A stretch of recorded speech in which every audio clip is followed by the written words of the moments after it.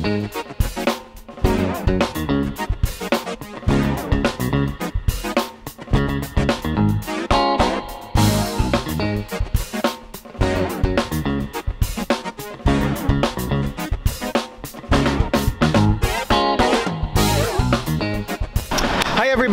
eto nagbabalik ako sa aking kinalakihang lugar, ang Las Piñas City, para bisitahin yung isang kapuso natin na gusto rin maging food adventurer. Puntahan natin si Rahil, pagluluto natin siya nung isa sa mga dishes na kinalakihan niya, yung flavor profile. Tara!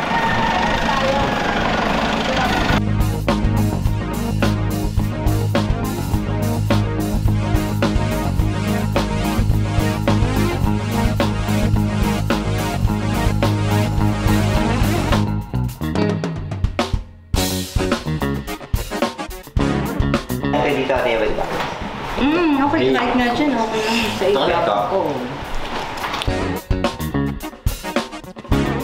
Yung diet na yan, is it because of religion or is it something na... Actually, sobrang unhealthy ko nga po eh. Lagi po ako fast food.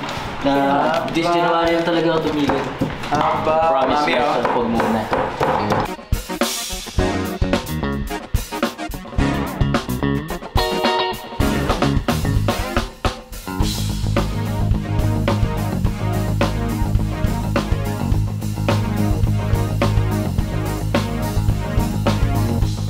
Hi everyone! Nakita niyo naman napakaganda ng ating lamesa at napakaganda ng ating host, si Mami. At ito ang Bunga, ang napaka-pogi nating food explorer, bagong-bago nating recruit, si Rahil, at kasama yung kanyang mga friends. Dito kami sa bahay nila ngayon. Titingnan natin kung pumasa ba yung ating eggplant and potato curry na parang traditional Pakistani dish. Or hindi naman traditional, pero kadalasang kinakain doon. So, sana pumasa.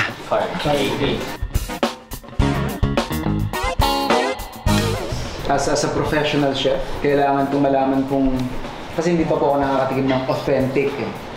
So sa inyo ko po ibabase kung tama ba yung mga pinagagagawa. Please? Ma'am?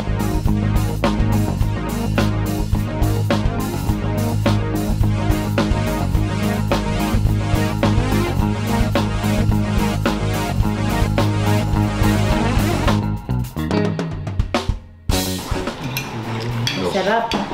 Masarap. Pasado, ma'am? Oo, pasado. Ano masasabi mo sa spices flavor? Kamusta po yung combination ko ng spices? Medium lang siya para sa akin. Ah, hindi pa yan, ma'am? Oo. Like yung combination ng cumin, ng... Malasa siya. So hindi pa ganyan ka... puno ng spices yung one? Para sa akin, ang hangyat, tama lang, medium lang siya. Hindi sobra. Parang perfect yung ano. Actually, nagigets ko. Mainit lang siya, pero yung init na... gusto ko pa. Oo, yung parang ganun. Parang ganun.